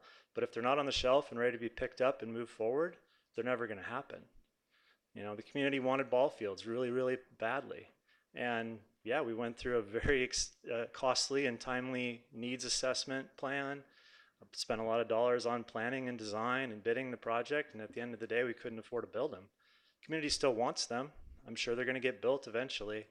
And if we had to start that over again in 2 years when there's money to build ballparks, then it'd be another 5 years before we could build ballparks. So I wanted to take the minute to, this is a fantastic project. So are the other Vision 2020 projects that are being talked about and continue to be planned for. And I think we're doing a great disservice if we let everything that happened with Vision 2020 and the support and the recognition we got as a community for that just fall by the wayside and not use those funds in a positive way for this community. Yeah, we could nitpick all day long over, is this the perfect project and is it there yet or is it not there yet? The bottom line, after being on the pillar, we need to take this next step in order for the folks that are committed to this project, for them to take it to Phoenix or the national federal government or whoever is going to ultimately contribute funds to that. We don't have all the answers you're looking for tonight. We're not going to get there unless we take the next step. So I urge you to support this. I urge you to support all of the planning efforts we can do as a community to be prepared to grow as a community. And we do need to work hard on the budget to find some funds to build some projects, or this community is not going to be moving forward the way it needs to grow, like I think everybody in this room wants it to grow. So sorry to get a little off topic, but I think it's important for what we're doing, and this is a big step forward to help our community grow. So I urge you to support this moving forward, and would remind everyone that these are not city dollars, these are not CIP dollars, these are dollars that were won for this purpose. And after spending this much time on the committee, I can assure you that the dollars are being well spent in the right direction with an incredible intent to get this project done without having to spend a bunch of taxpayers' dollars to do it. So thank you. Thank you. Would anyone else like to address the City Council on this matter? Okay, just make your way to the podium. And if you could hit the center button there and turn the microphone on and state your name for the record. Thank you. Raymond Vandre, Director, ASU Lake Havasu. It's premature to commit funds or talk in that direction at all. ASU Lake Havasu is not here today to talk about being an investor. That is not an issue in our minds. In our minds, further exploration of this opportunity is critical to the future of this city and somewhat to this county. And so we are very supportive in principle for this initiative to go forward using the monies that were won through the efforts of the ABC pillars. Countless members of this community were very involved, including ASU Lake Havasu administrators, faculty, and students. And we ask that the council honor those efforts and support going forward with this development of the marketing, the feasibility, determination, and so forth. And at the end of the day, given those that data and that analysis coming forward to the council, that it be fairly reviewed for some determination as to go, no go at that point.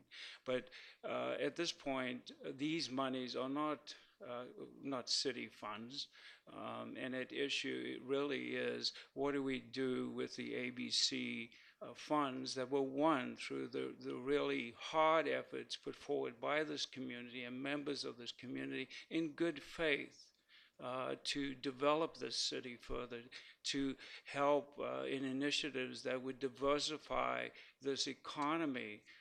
And truly, there aren't a lot of natural strategic advantages in the city that are stronger than issues related to use of our beautiful waterfront and water.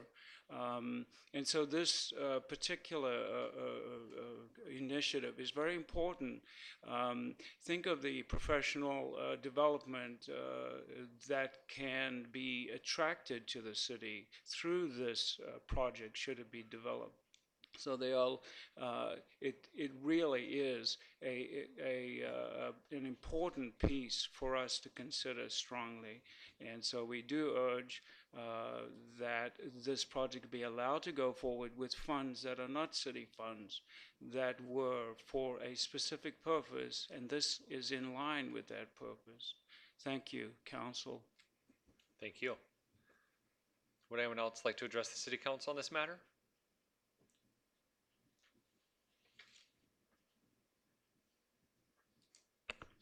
Good morning, Council. Oh, actually, good evening, Council. Richard Myers with U.S. Fish and Wildlife Service, which is also agency of the Department of Interior. As a federal partner with the city, we are supportive of Phase 2. We are actually going through our own analysis and research to do a similar kind of visitor services, environmental administrative facility here in Lake Havasu. We feel like it's very important to have some kind of facility here, whether it be a component of an environmental learning center or something our own federal refuge properties. We don't know exactly what our involvement would be, you know, because this is a developing thing, but we are supportive of the council voting to move forward with it. Thank you. Would anyone else like to address the City Council on this matter? Seeing none, we'll close the public hearing. My turn? Yeah, Vice Mayor Lane. Okay. Thank you. First off, great conversation. It's good to hear all the concerns and all of the ideas that everybody has and questions that they have. But I think a lot of what we've discussed here is a little premature. A lot of these are the questions that would be coming forward when it comes to funding. This is just a portion to move forward, taking money that does not belong to the city. It actually belongs to Pillar 4. The only reason that we're even involved in it is because we are the ones that have the mechanism in order to give a contract. Pillar 4 doesn't have the mechanism in order to be able to do that. That's why we did it the first time. That's why we have to do it this time. Even if we voted no on this project, Pillar 4 could say, well, we're going to find a different way to do it then, because it's their money. It's not our money. So they can do it however they want. And then I think coming forward, the next step would be, where does the funding come? And is it something that the city actually needs? So at that point, I think is when we have to have a lot of the same discussion that we've already had tonight. But taking money that doesn't belong to us, they're just asking us to help them do the contract. I think we have to do that because it's their money, it's not ours. And we're just helping them through this project. It's not taxpayer funding. So when we get to the point where it's taxpayer funding, then we need to have this conversation again. And the needs of the city and the budget of the city all need to be taken into account at that point. But at this point, I just think we need to move forward because we haven't got to that step where we want to know who all the partners are and where this money going to come and how is this going to make dollars and what is it going to be used for. And as Ms. Cruz said, maybe you could use that $250,000 for something else. We can't. It's not our money. It's their money to do it the way they want to do it. So, and as I said, they could tell us, or we could vote no, and then they could say, okay, well, give us the money anyway, and then we'll figure out how to do it on our own. So, thank you. Yes. Councilmember Koch?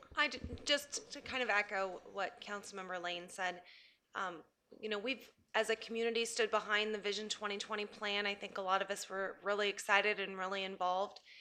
This is just another way to show our support for a group that has put a lot of time and effort, and let's see what they come back with. And if there is no investors out there, if the people who have come here and are in support of the project and are asking us to move forward, if they don't come to the table and they're not interested, then it dies for lack of interest. But I think we owe it to them for all of their hard work and their time and efforts, for all of the projects, for all the pillars, to stand behind them, and they earn the money in the project, in the competition, and I think we need to see it through this second phase and see who's going to come to the table and what's available to us. Thank you. Councilmember McCoy? Mr. Mayor, I just want to say that I served on the 2020 throughout the whole process, and it was an amazing program, and it was wonderful to see the city come together and talk about the needs. And there was a lot of conversations, and it got narrowed down as we went along. I came here tonight pretty much to say, let's slow down, let's wait. We need to see where things are, what's going on, like we had done at our council retreat. But I feel like I have a better understanding of why we need to do this now to take it forward, to bring the investors in. So I just want to say that I hope all of us here will support. As you said, it's not our money, and it's not, I say ours, I mean, I'm a taxpayer. It's not our money. And I think that, we go out, we see what we can do, and, pray that this can bring forth another great reason for people to come to our wonderful city. Thank you. Mr. Mayor? Yes. If I could take a quick 30 minutes just to make some key points here. See, they seem excited. Yeah. Actually, if I could make a motion? Yes. I move to approve Amendment Number 1 to the Architectural Services Agreement for Phase 2 of the Environmental Learning Center project with Jones Studio, Inc., supporting Pillar 4's spending of the remaining ABC funds for the Environmental Learning Center to complete Phase 2. I'll second that motion, Mr. Mayor. All right, we have a motion from Councilmember Dolan and a second from Councilmember Grote. Just a point of clarification real quick. We keep saying it's not our money, and then people might be wondering, why are we even talking about it then? Well, we have procurement here at the city, so we're just administering the contract, and we already did the first phase, so it just makes sense that we would do phase 2. So for those of you that are at home and wondering why are we talking about it, those are some of the reasons. So again, we have a motion and a second. Any further discussion? We're ready to vote.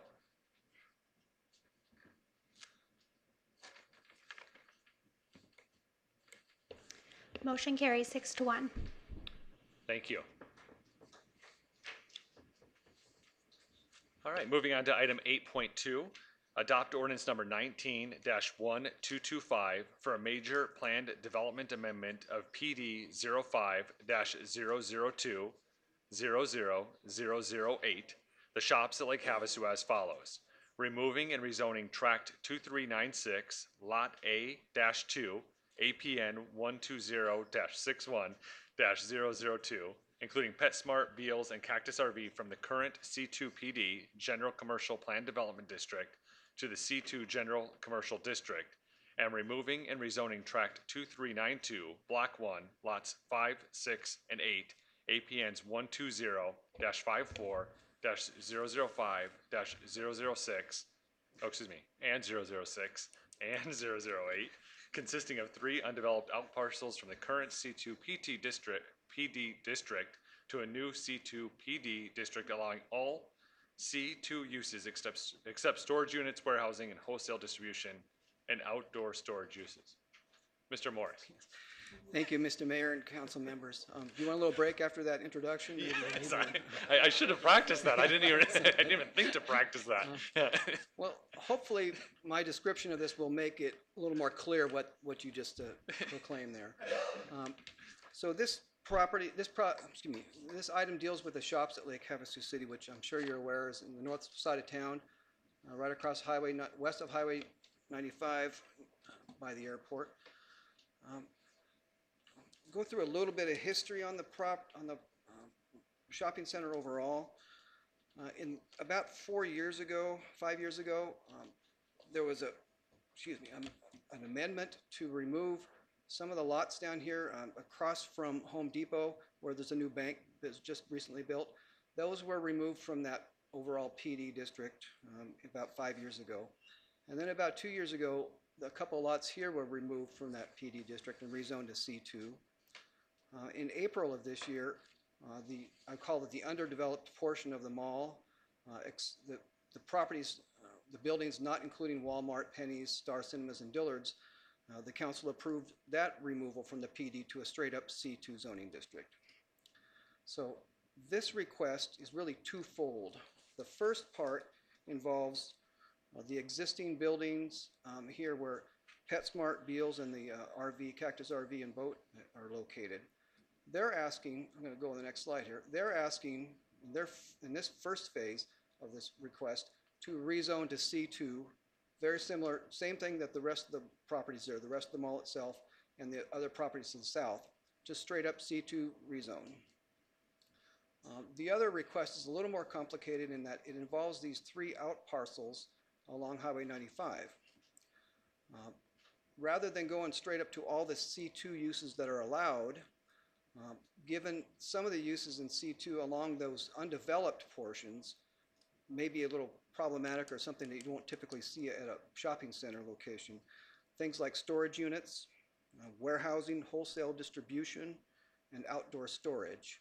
So the applicant has asked that these 3 outlying parcels be removed from the current plan development and create a new plan development limiting the uses so that they don't include those storage, warehouse, wholesale, or outdoor storage. Now, at the Planning and Zoning Commission meeting last month, staff had, as part of our report, had suggested that vehicle repair and maintenance may not be an appropriate use for those out parcels. The Planning and Zoning Commission talked about that, and they realized, well, some things like tire stores or like a lube center, things like that, quick lube, may be something that you could see in an outlying parcel in a shopping center. So they, in their recommendation, they said, well, let's just keep it to no storage units, no warehousing or wholesale distribution, and no outdoor storage. But let it be up to the managers of the shopping center and the developers there to determine whether other types of uses that deal with vehicle repair and maintenance may be appropriate for that location. One other thing about these out parcels, the original PD amendment, original PD also included a sign package that went along with it. Because the main entrance sign for the mall is allowed at 35 feet, and it's large overall height sign, the city council at that time said, well, look, we want to limit the out parcels, that is, these parcels along Highway 95, to not have freestanding signs. So as part of this request, because they're removing themselves from the existing PD, we want to make sure that that sign prohibition gets moved into this current PD. So because of that, because the other properties that are still in that PD are under that limitation of not having their own freestanding signs. So this seems more appropriate for all the parcels instead of some of them having and some not.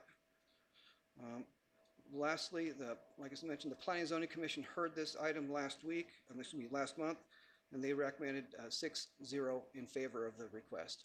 With that, I'm open to any questions you may have. Excellent, thank you. Any council members have any? Councilmember Dolan? Yeah, just to clarify, you said that all of them in that section should be either all be able to do a sign or not do a sign. So this will mean that none of them can do the signs.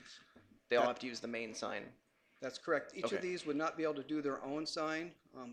These that have had their PD changed, the outlying parcels, will be treated just the same as the other ones that are already in the PD. They're still in the PD, so they will not have their freestanding signs available. Thank you.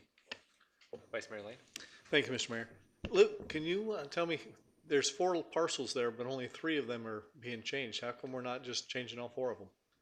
Well, we're changing, the request was for, this is 2 parcels here in red.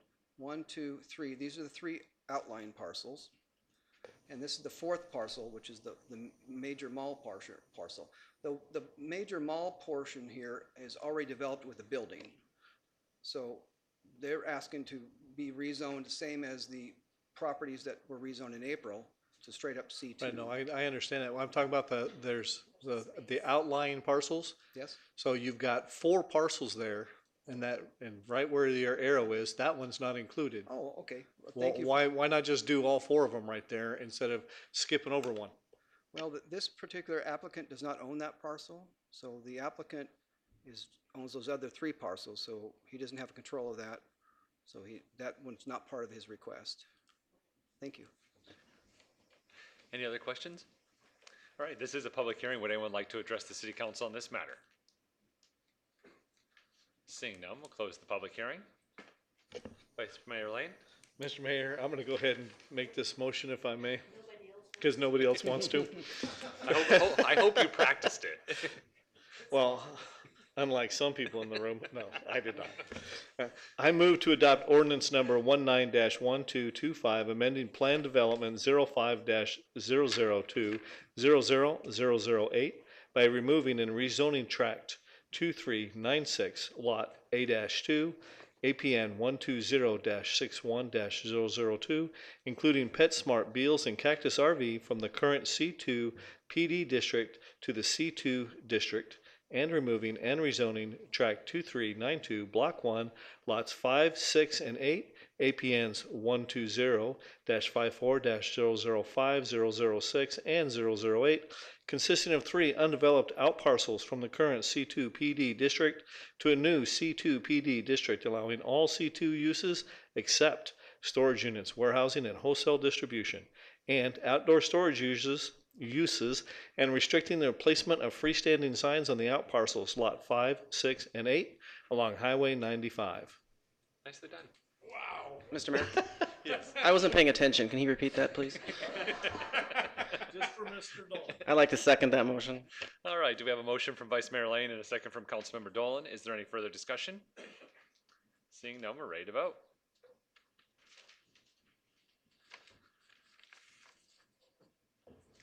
Motion carries 7-0. Thank you. The next item is item 8.3, award agreement for professional services designed for the Avalon Drain number 2 stabilization improvements to Kimley Horn and Associates, Inc. Mr. Salisbury. Thank you, Mr. Mayor, Council. Before you have the contract for the wash stabilization improvements for Avalon Drain. It's a design contract for the slope stabilization and improvement of Avalon Drain number 2. The designer is Kimley Horn.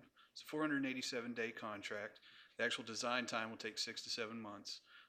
The rest of the time will be the Army Corps of Engineers permitting process. That takes 6 to 9 months. Likely duration between November of this year and March 2021. The contract amount is $149,945, which we feel is fair and reasonable. These are some of the current slope conditions out there at Avalon Drain. As you can see, we've got a pole at risk and some property at risk out there, so we need to get out there and do something, help these folks out.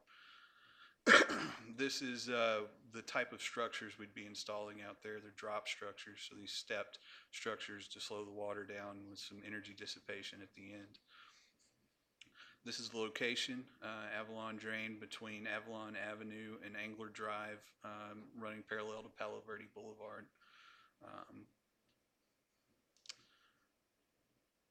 This is a clearer view of it. Here's some of the locations. This is that wall you saw that was in the earlier pictures. On the outside of the curve, that's where these things really get eroded. And here you can see the shadow line there, and that's getting very deeper and steeper, and as that steepens up, that angle of repose for the slopes just kind of falls back and marches towards those properties. And that's part of the reason we need to accomplish these projects. With that, I'll open it up for questions. Thank you. Do any members of the council have any questions? Mr. Mayor? Mr. Grout? It looks to me like that's probably the most urgent of any of the wash stabilization things that we need to do right now. That we haven't accomplished yet. Yes. Yeah. Okay. Thank you for Yes, your sir. presentation, because a picture sometimes is worth 1,000 words. Any other questions from any members of the council? All right, this is a public hearing. I will open up the public hearing. Does anyone want to address the city council on this matter? Seeing none, we'll close the public hearing. Mayor, Yes. motion? Yes. I move to award the agreement for professional services for Avalon Drain Number 2 stabilization improvements to Kimley Horn and Associates, Inc. I'll second that motion. We have a motion from Councilmember Koch and a second from Councilmember Grote. Is there any further discussion? Seeing none, we're ready to vote.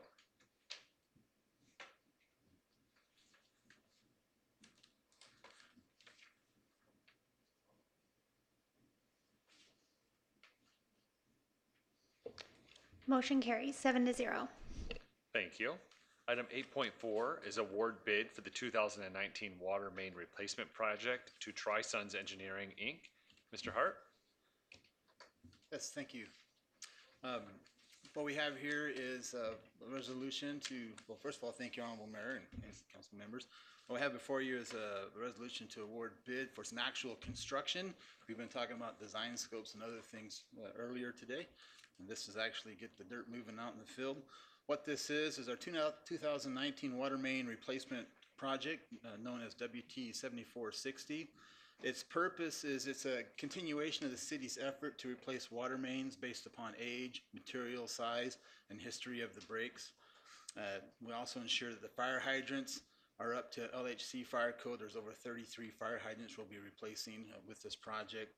This also allows improvement of the overall circulation and quality of our water distribution system. And the schedule for this project is 150 calendar days, so approximately 5 months. Anticipated completion is in May of 2020. The replacement criteria, when we looked at this, it's part of the LHC Water Master Plan, which is updated in July of 2019. We looked at diameters of pipes, the materials the pipes were made of, what kind of pressure we're dealing with within the pipes, their break history, which is critical, as well as the age of the pipe. The project itself, we have a construction budget of $1,406,500. The low bid was Tri-Sons Engineering. They came in with their bid alternate at $1,330,159. We do acknowledge there were 2 bidders on this project, with the second bidder being Dagan Construction, I believe, out of Phoenix. They came in at just over $3 million, but we noted there that while mobilization was nearly the same, all the other bid items were double of what the low bidder came in. We're, of course, with the engineer's estimate coming in at just under $1,500,000, and with the recent history we have with Tri-Sons Engineering with previous water main contracts, we feel confident in their bid that it's a good bid. and that we can move forward with it. We are going to be replacing up to 13,000 lineal feet of water main with this. We're looking at approximately 7,500 of 6-inch PVC pipe, 5,400 lineal feet of 8-inch PVC pipe. So we're upgrading these current pipes that are only 4-inch in diameter for capacity purposes. There are 18 streets that are going to be involved in this, and I won't bore you with the details of all that are listed there, but these are roads that are in need of having their water mains replaced, and we are excited to be able to get out there and get those taken care of. Do you have any questions for me? Do any members of the council have any questions for Mr. Hart? Yeah, Councilmember Lynn? I just have a quick question. You're doing an evaluation of our current fire hydrants. Are we also going to do an evaluation if there's any areas that may be in need of additional fire hydrants? Yes, we are looking at in our water master plan. Okay, thank you. All right, any other questions? All right, this is a public hearing. Would anyone like to address the city council on this matter? Seeing none, we'll close the public hearing. Mr. Mayor, I'd like to make a motion. Beat you. Councilmember McCoy? I move to award the base bid and additive alternate for the 2019 water main replacement project to Tri-Sons Engineering, Inc. Fast on the second, Mr. Mayor. All right, we have a motion from Councilmember McCoy and a second from Councilmember Grote. Is there any further discussion? Seeing none, we're ready to vote.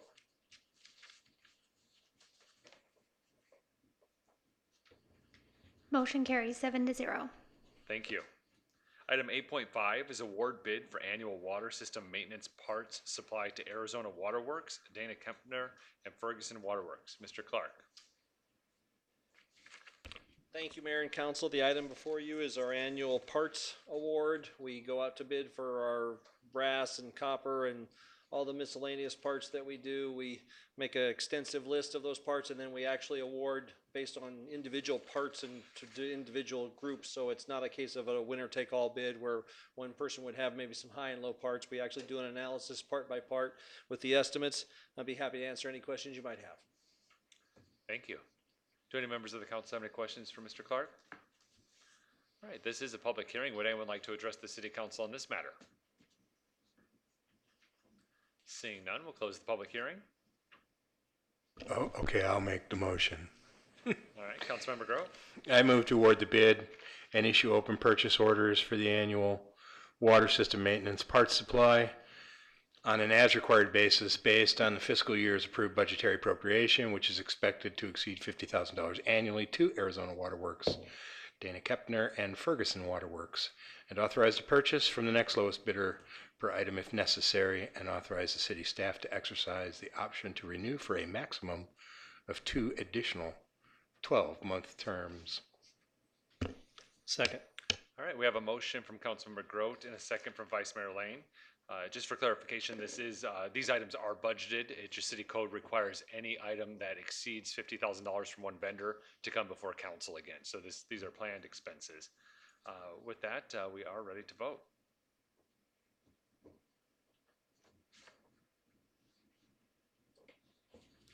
Motion carries 7-0. Thank you. Item 8.6 is award bid for fiscal year 2019-20 crack seal program to Holbrook Asphalt. Mr. Porosky. Thank you, Mayor, City Council. Before you is the annual bid for our crack seal program. This is actually the contractor doing the work. Last time it was the material. This time it's actually to do the work. We hope to get roughly about 15% of our streets crack filled this year, and that'll get us back on our 7-8 year rotation of streets. And we had 5 bidders on this. This was lowest, and funds are available in the HERF funds, and I'd be happy to answer any questions you have. Okay, great, thank you.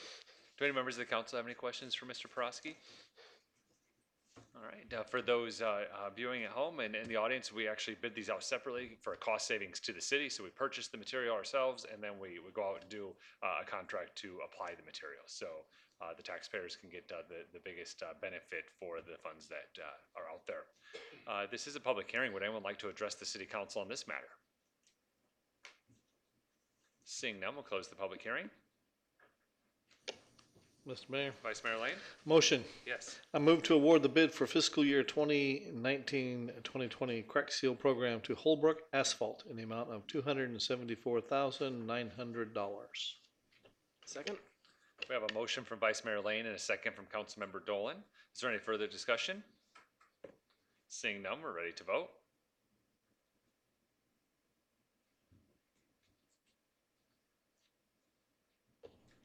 Motion carries 7-0. Thank you. Item 8.7, award bid for asphalt repairs and concrete valve collars in 4 various locations to Cactus Asphalt. Mr. Prosky. Thank you, Mr. Mayor, again. Before you is the award bid for, we had 3 very large asphalt water main blowouts, and we have 1 section of asphalt on Lake Havasu Ave that's going to be replaced in this. They're too large to do in-house. It's better to do with hot asphalt. So we went out to bid since they were so large. We got 2 bids back. This was the lowest of them, and I'd be happy to answer any questions. Great. Do any members of the council have any questions for Mr. Prosky? No? Some roads are going to get smoother for you. It's pretty exciting. All right, this is a public hearing. Would anyone like to address the city council on this matter? Seeing none, we'll close the public hearing. Mr. Mayor, motion. Councilmember McCoy? I move to award the bid for project number ITB-B20-STRT-3275 to Cactus Asphalt in the amount of $70,503.49. Second.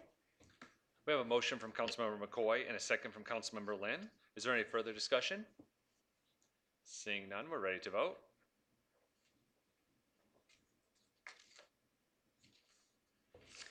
Motion carries 7-0. Thank you. All right, we're making it to our last public hearing. Item 8.8, approve cooperative purchases for tires, tubes, services, and aftermarket automotive parts from Redburn Tire Company, Great West Tire, and Jack's Auto Parts from state contracts. Mr. Prosky. Thank you again, Mr. Mayor. This is for to approve the state contract for all the city's vehicles, equipment, tires, repair parts. We do this every year. The budgets are by each department and whatever vehicles they have. And with that, I'd be happy to answer any questions. Excellent. Do any members of the council have any questions? All right, this is a public hearing. Would anyone like to address the city council on this matter? Seeing none, we'll close the public hearing. Mayor, Yes. motion? Yes. I move to approve the cooperative purchase of tires, tubes, services, and auto parts exceeding $50,000 from Redburn Tire Company and Great West Tire utilizing Arizona State Procurement Office contracts ID number CTR 042117, ID number CTR 042263, and authorize city staff to renew for 4 additional 12-month terms through March 31st, 2024, and Jack's Auto Parts ADSP 016-129366 through March 31st of 2021. Second. We have a motion from Councilmember Koch and a second from Councilmember McCoy. Is there any further discussion? Seeing none, we're ready to vote.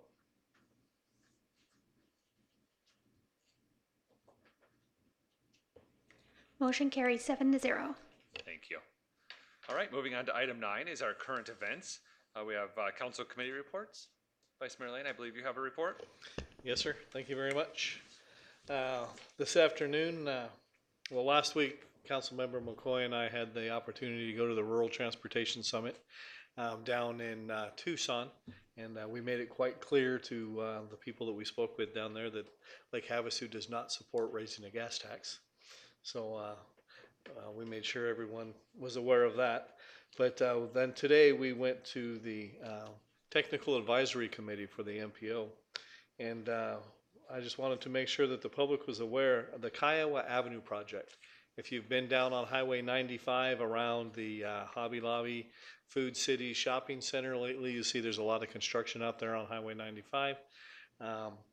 And there is going to be a road closure there from the 27th of this month until the 2nd of this month. If you're traveling southbound on State Route 95, you will not be able to make a left-hand turn onto eastbound Kiowa Avenue. And that, once again, will be from the 27th of this month until the 2nd of November. You cannot turn eastbound on Kiowa from southbound State Route 95, where they put in the safety median there and they start some of the asphalt work that they're doing down there. And the completion date for that project was supposed to be the end of December, but due to some equipment issues, it's been pushed into the beginning of January. So it's an ADOT project. So thank you very much. Thank you. Do any other council members have a council committee report? No, but Mr. Mayor, if I may ask Councilor Lane a question. Yes. You were representing that Lake Havasu doesn't want the gas tax to be raised, but what did the rest of the room have to say? Can you give us an idea what that looked like? It depended who you were speaking with. If you're speaking to an engineer or someone who does the work, they felt that revenues needed to be raised in order to do more work. If you spoke to elected officials, they said absolutely not. Use the HERF funds you're already getting and start fixing the roads the way they're supposed to be fixed, and then we can discuss whether or not there needs to be a raise in taxes. But that's an ongoing discussion. I will be traveling to Phoenix on the 8th of November with our MPO director, Vinny Gallegos, to talk with the rest of the committee that I sit on, the RTAC committee, to see how we want to move forward from here. Thank you. There is no consistency or consensus on it, and that's why nothing has moved forward at any level for infrastructure funding, including roads. So, all right, item 10 is our call to the public, our final call to the public. Would anyone like to address the city council on any matters within the jurisdiction of the city? Seeing none, we'll close the call to the public. Future meetings, any leadership Lake Havasu grads that need to come to a council meeting, and any Lake Havasu high school students that need to come to a council meeting, you might want to listen up. On Tuesday, November 5th at 5:30, we're having a special meeting.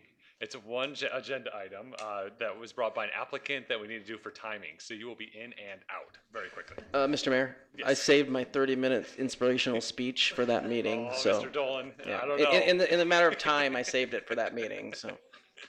So again, we have a special meeting on Tuesday, November 5th, 2019 at 5:30. On Tuesday, November 12th, 2019 at 6 p.m. is our regular meeting. And then on Tuesday, November 26th, 2019 at 6 p.m. is our regular meeting as well. Item 12, future discussion items. Do any council members have any future discussion items? No? All right, item 13, I'll entertain a motion to adjourn. All right, we have a motion and a second. We are adjourned. Thanks for being with us.